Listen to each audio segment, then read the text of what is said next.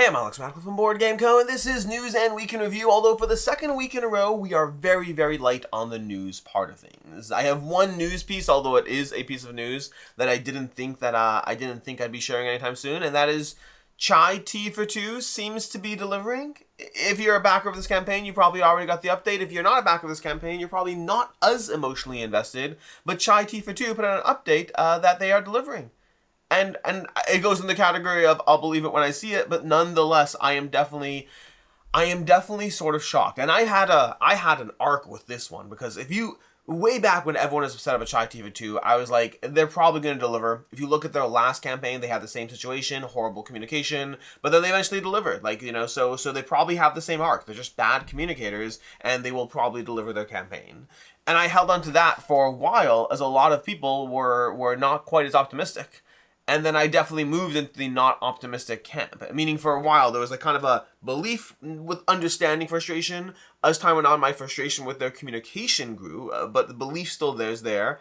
And then eventually my frustration with the communication was there, and the belief that they would deliver was not. So for a while now, I have thought that one is definitely not going to show up, but apparently it is, which continues to reinforce that they're just some of the worst communicators ever as far as their crowdfunding campaigns. So, kudos to them for delivering.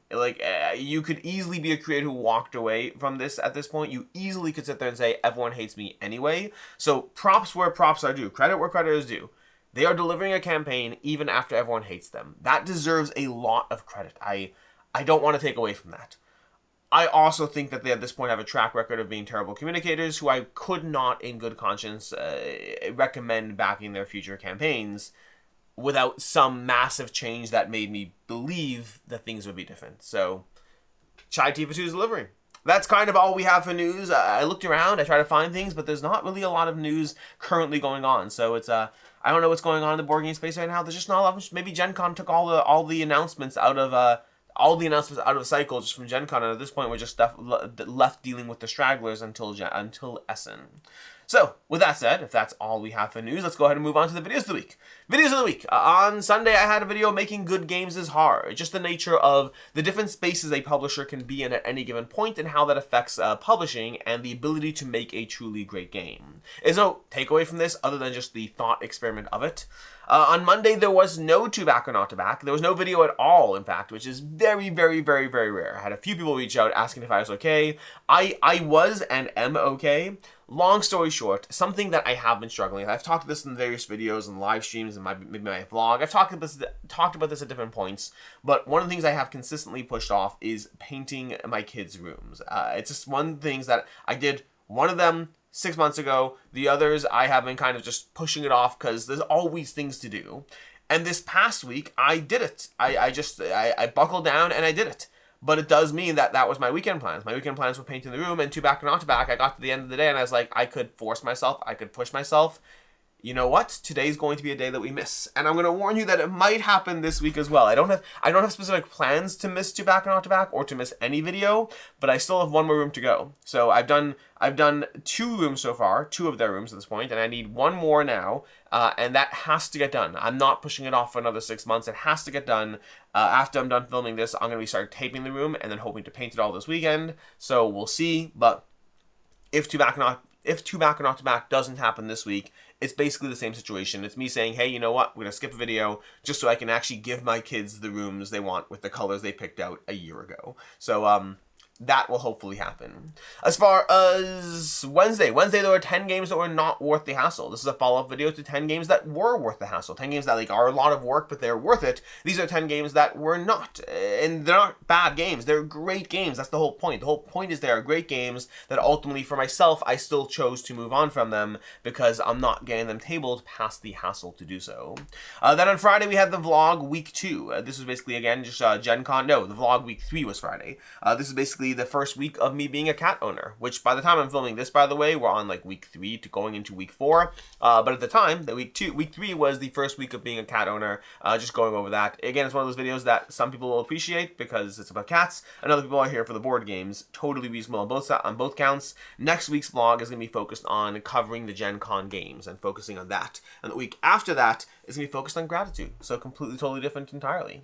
Anyways, that's basically the videos of the week, which brings us to the games we covered. Games we covered this past week, we had several. We had Jungo, a review went up for Jungo on Saturday. I gave it a 3.5 out of 5. I think it's charming. I think it's fun. I also think it's very much on the lighter side. You have to know what you're getting yourself into, but currently my kids enjoy it, which makes it an easy win.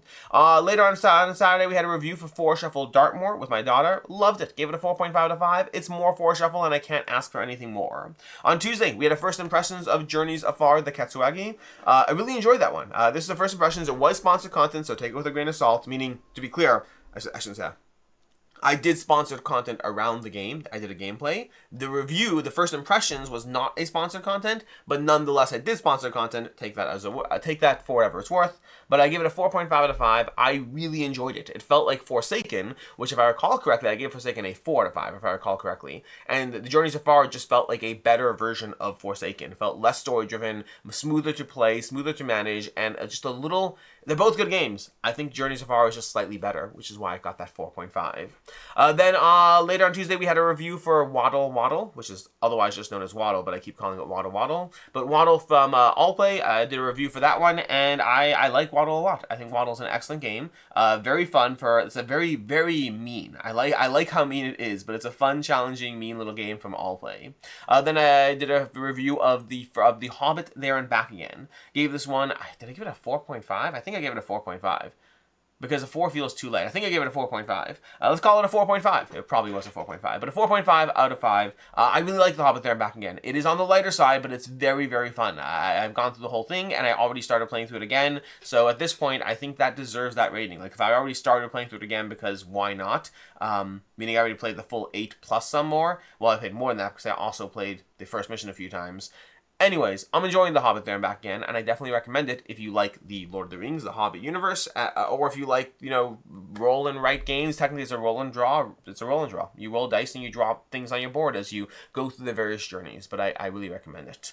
And then from there, we had a review on Thursday of Through the Desert from Allplay as well. I really enjoyed it. I thought it was a good implementation. It's a very clean game. Sometimes I do wonder if Through the Desert might be a little bit too...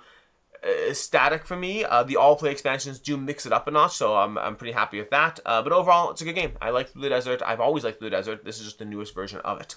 Then there was a preview for Dreamwood. This is done by Meg. I did not play it, so I have no thoughts, but this is Dreamwood. It's a set of 3 games from Lost Games, coming to crowdfunding shortly. And then lastly, I did a review for Toy Battle. Toy Battle is a fun game. It is very much on the lighter side, if you know what you're getting yourself into, but it's charming. It's charming and good at what it's trying to do. The variable maps keep it nice and interesting. I do want to see more troop types from it. I think those are a little static, but overall, a much more charming game than I would have thought it would be.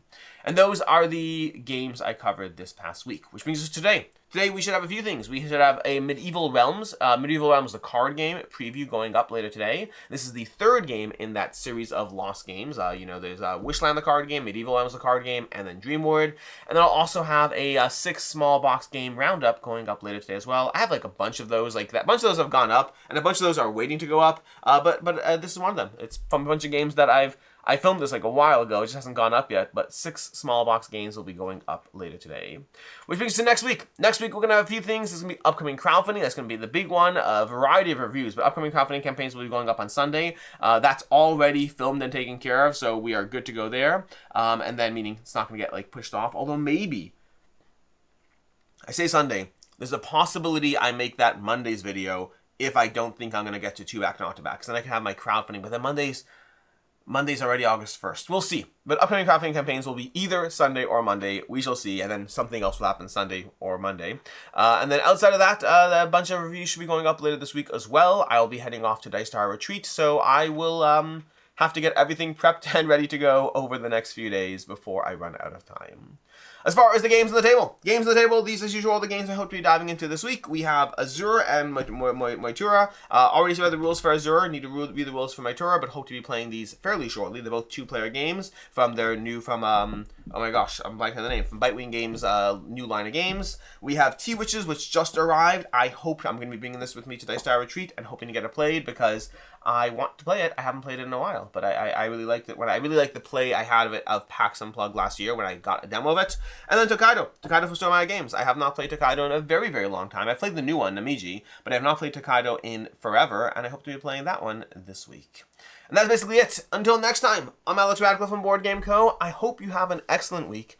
If you are at Dice Tower Retreat, I hope to spend time with you, play some games. Who knows what? Like, you know, I mean, it's we got a few days. We got a few days to play some games.